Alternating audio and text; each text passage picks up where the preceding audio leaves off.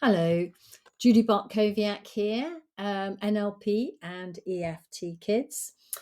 I wanted to talk today about the influence that our own childhood has on how we are as a parent.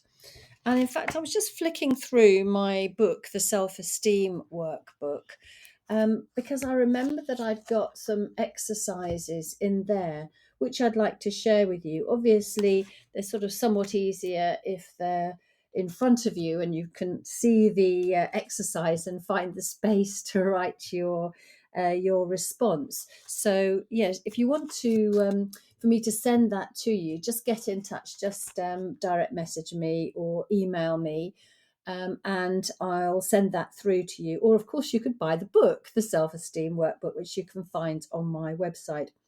Anyway, let's start with what I'm saying in the exercise is thinking about your own childhood for a moment. What aspects do you feel affected you? Which factors seem to you to be significant in your upbringing that you feel have made you the person that you are?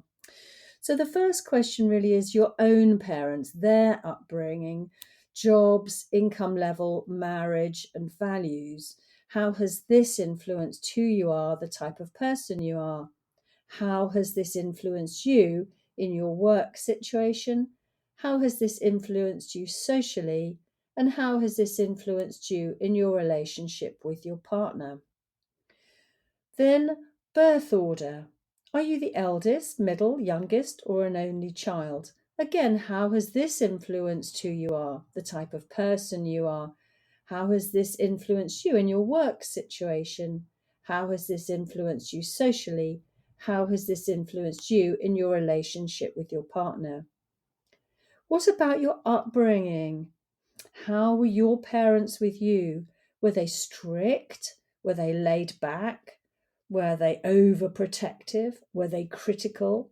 Did they have high expectations? And also, what I would perhaps add in now, looking back at what I've put in the book, I would add in was love conditional or unconditional? Did you feel you had to earn love from one or either parent? And how did that affect you in terms of were you constantly trying to seek approval, trying to win their affection, doing things to please them? And how has that influenced you now, who you are now, and who you are at work, who you are socially, and in your relationship with your partner, and of course, how you are with your children? What about your school experiences? Were they positive and enriching? Did you do well or did you feel a failure? Were you popular? Did you excel at certain subjects, at sport, music, drama, or art? And how has this affected you? Again, in your work, at home, at play, with your partner, as a parent. I'd say that these are all things to ponder on, to maybe journal on. I love journaling and I find it a great way to just sort of clear my head and give myself some clarity. I did that this morning on London Writers' Salon because I was feeling a bit sort of jumbled up and a bit emotional, I guess, after, Mother's Day. And of course, it was sort of quite busy and so on. And facing the new week, Monday today, I felt I needed some clarity for my week and I journaled. So if any of these sort of issues regarding your own parenting sort of gives you a little bit of a lump in the throat and maybe an aha moment regarding your own approach to parenting, how, journal on it, talk with your partner about it, talk with your children about it. Sometimes we can be a bit sort of vague and say, oh yes, my parent, how I was parenting definitely affected me. But how often do you actually really chunk it down to how it affected you? Also, your age, how old you are, what life stage you're at now, where are you along life's path? I've got 4 children. The youngest, who's 22, is on the point of leaving home. I am feeling a bit like, it's going to be very strange without him, although I suspect he'll be appearing quite frequently, as they do, don't they? Raiding the fridge. What are you having for supper? Can it stretch? But yeah, it's still very different, isn't it, to actually just be, yourself and your hubby. You may wish that you had that time now if you've got much younger children than me, but that time will go so quickly, and I'm very envious of all of you with young children in the home. But I do my bit, I guess. My therapy room has children in it most of the time. So back to the exercise. What about gender? What kind of man or woman are you? And how does this view, or sort of the view of what your role is as a male, a female, a husband, a wife, a husband, partners, whatever you might prefer, or feel happy to call yourself, just how does that affect you?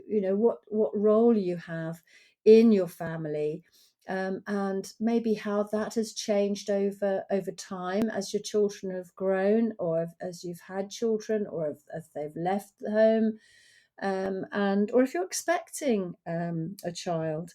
So just think about, who am I as a mum? Who am I going to be as a mum, and so on, or as a dad? Also, past experiences. What key events in your life have affected you? I work a lot with teens, with children who have had very difficult um, events in their life, parents splitting up, a big move from one part of the country or another country to another, mum going back to work, dad, etc., etc. All sorts of events can happen in our life. Conditions, serious conditions, the death of a parent, death of a grandparent. These things affect us quite significantly. And, even though maybe as a parent you'd like to feel that they haven't been too affected, that, it's better for them this way or whatever, it may be that the child is very affected. And when one child's affected by something, the others are too. So you might have one child that perhaps has a condition, physical, emotional, mental, etc. But that will still impact on everybody else in the family. So have a think about how all of these different factors have influenced who you are, what sort of person you are, your work situation, home situation, socially, with your partner, and with you as a parent. Maybe also think about those things I haven't thought of that for you that have affected you, and journal on those. So how we regard these factors, whether we blame them for negative influences or attribute them to our positive ones, can be a matter of perception. What will affect you may not affect somebody else, and vice versa. The same influences can be reframed or looked at in a different way. It's obvious they can be viewed differently because, we all take something different out of the same experience. So, how could you reframe any of the factors that you've just journaled on or listed so they could be advantageous to you? Could any of them have given you a useful or valuable resource that other people don't have? Imagine it like flipping a coin. And in fact, I've got an exercise in the book where you've got some sort of coins, not real ones, obviously, just pictures, sorry, where you write the belief on one and then you write the positive one on the other side. So you can reframe what's happened to you and look at it positively. One of the very influential people in my life has been Mo Gawdat, really through the podcast that Elizabeth Day, she has a podcast called How to Fail, and she's interviewed Mo Gawdat a few times, and he's written a book called How to Solve for Happy. It's called, yes, Solve for Happy.